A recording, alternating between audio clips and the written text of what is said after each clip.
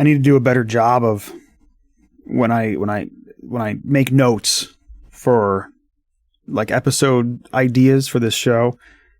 I need to give myself a little more context. I had a note here about this topic because a lot of times what happens to me is I'm out, I'm moving around, or I'm at the gym, or like whatever I'm doing, and something occurs to me, and maybe it's triggered by something I'm listening to on a podcast, or it's just something I'm thinking about or whatever.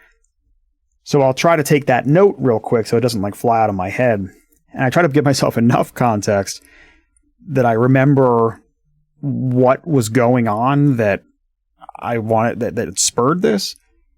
In this case, I put down enough information about what I actually want to talk about, but it came out of something in an Accidental Tech Podcast ATP episode made me think about this, but I didn't give myself nearly enough context as to what it was in the show that made me think about this.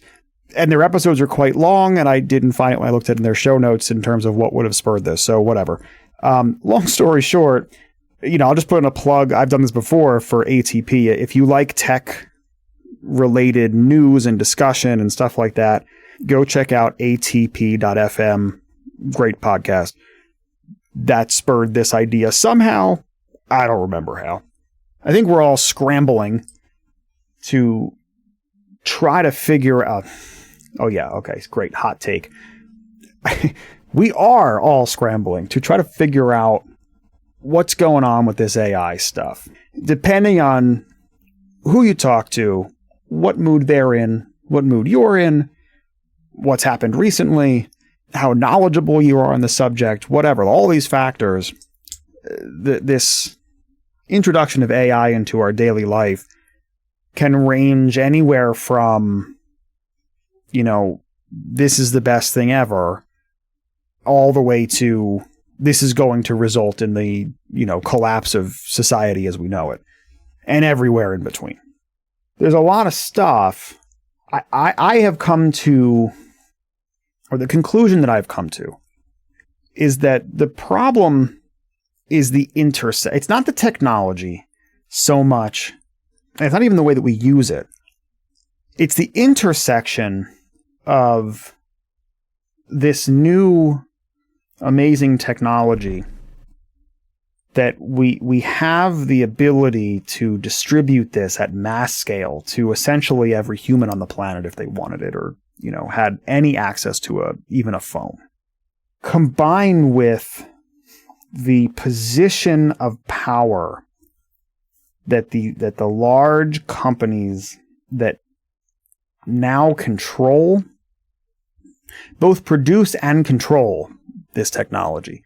It's the fact that they have become so powerful, intersected with the advent of this technology, that I think is causing us problems, or is going to cause us problems. We are in I've said this before, we are in a sort of golden era of this right now. It feels a little bit like, well, I've likened it before to when social media started putting out all these open APIs for developers to build stuff on top of for free for no apparent reason. Like, there was no real wise business decision for that, and that's evidenced by the fact that they were largely shut down over the years because there was no business reason for other developers to build on top of your stuff. But that was kind of a golden era in some ways of at least being a developer within social media. And in some ways, even for a consumer of social media, the ability to have all these cool third-party apps and do different things with it was kind of a golden era for that as well. Now we're just locked into these platforms where you stare at, some long-running feed and look at short-form videos, half of which are generated by AI, which brings me back to that, I suppose. Companies have now produced these models and systems and interfaces that we are quickly becoming hooked on as society. I know that I feel it, right? I feel as if I've gotten to a point, probably over the last, let's call it 12 months, where if the rug was taken out from under me, and all of a sudden you didn't have access to LLM, to an easy LLM like a ChatGPT anymore, that was good, that was high quality, my life would become very much more difficult very quickly. Now, I think it's unlikely that that rug gets pulled. There's too much investment in it. It's become too core. This type of technology is probably going to become just like the web became, but the web did it much slower, where it becomes almost ubiquitous. And it's like you couldn't shut it down even if you wanted to, short of like a true apocalypse. But much like the web, it's very easy. Well, in the web, it was much more decentralized, at least initially. In this case, it will be very centralized, and the companies that produce these things that we've come to rely on very heavily can very easily get worse very fast, right? In a number of ways.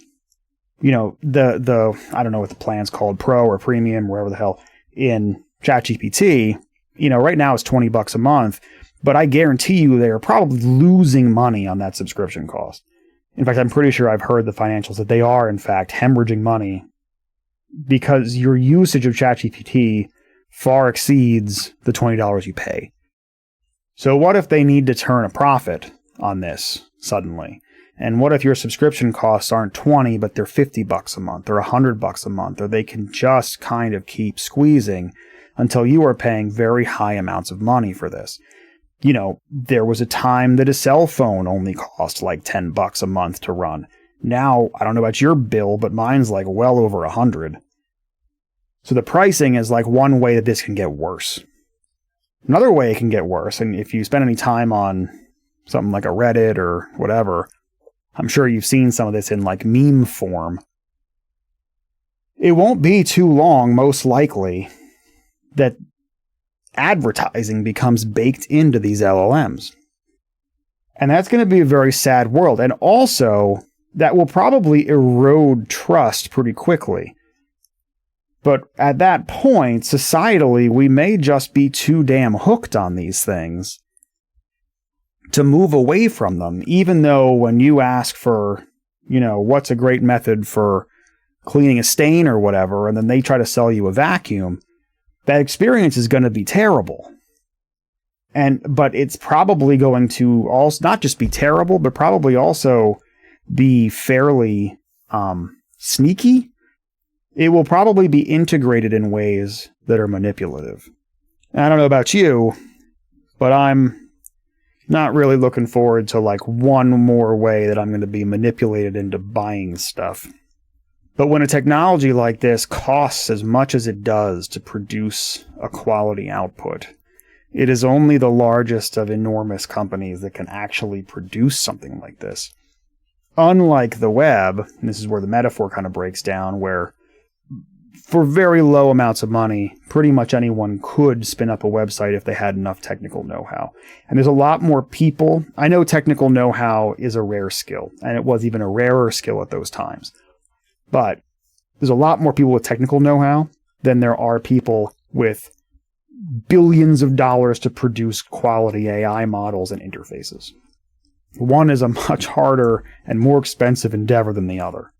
So some of these thoughts are just things that circle in my head. And then something in this ATP episode that I cannot remember spurred this thought, which is that I think we could solve this. I think we could solve a lot of these things if there was some sort of regulation or law or whatever, that if you're going to produce a mass scale LLM, and I don't know how to define that exactly, but let's just sweep over that one for a minute and assume that this applies to things like ChatGPT, Gemini, you know, the big ones, Claude. If there was some sort of regulation that stated that, oh, I'm sorry, let me back up a second.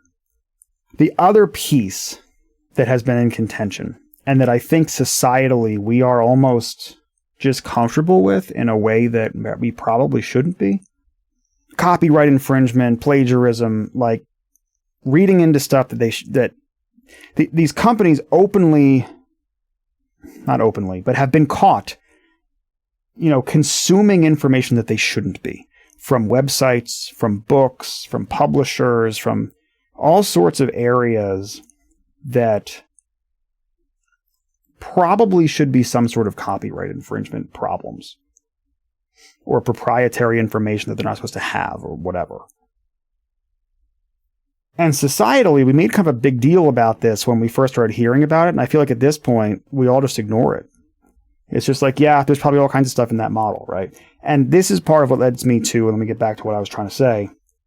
If there was some sort of regulation that stated that any large-scale LLM must, in the public domain, publish in some way or show in some way all of the data it was trained on, I think that would be a big step in a direction for good.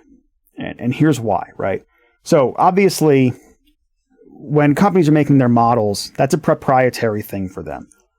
I'm not suggesting that we fully roll that back, right? I'm not saying that we need to produce showing how they have weighted their models and how they went about training necessarily, but to produce the raw information that went into the models should be somewhere for the public to view and look through. This would A, let people know where some of this data is coming from, and B, give researchers an ability to go through that and try to find things like where are biases likely, and how could we compensate for them, and what maybe should be in this body of work that's not, and getting that out into the public eye, I think could do a lot of good. Now, I think one of the biggest problems with this is that it opens things up to nitpicking, where it's like, oh, this little article over here or whatever shouldn't have been included, and how do you agree on that and whatever. But I think we have a model for this, and I think it's food, weirdly enough. The idea being that much like with food, I've always heard these things, maybe you have too, where it's like per tons of grain or whatever, there is some amount of non-food material allowed in that mix. Like it could be like bugs from like the farm it was kept at or whatever. But you try to get as close to zero as possible, but you can never quite get there. And so I think you could apply a similar threshold with some of these stacks of data, where it's like, okay, you can't use like proprietary copyright infringed material. However, as long as the full body of work has less than whatever % of that, it's okay. Or like it's an accepted margin of error or something like that. So I guess my point here is really twofold. One piece of this is, I think one way to start wrapping our heads around how to societally deal with AI is that the companies can keep their training information. That can be proprietary, but I think they should be forced to publish the data that's in it. This is the mounds of information that we stuck into this model to produce it. We're not going to tell you how we did it, but here's the component pieces. That could really go a long way towards opening up research and fine-tuning some things and just getting understanding around what's in there. And secondly, this raises, again, the need for some sort of thresholding around some percentage of content in there probably doesn't belong in there for one reason or another.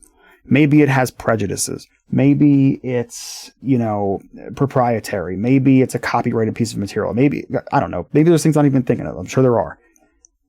But some threshold where you can't have more than 2% of this stuff that you shouldn't have in here. Like 98% of your model information should be things that it's okay to have.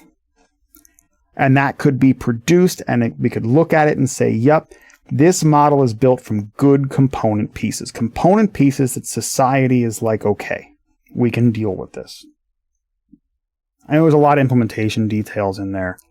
It was just a thought that I had as we both individually and societally try to wrestle with what all of this means. And I think the piece that has made me most squeamish is that unlike many other things, we just have no insight into this. And it's being controlled by a bunch of companies that are notoriously terrible at things like transparency and trust and, trying to do anything other than just serve as agents of constant economic growth. And I think that sometimes things come around that are just more important than pure economic growth.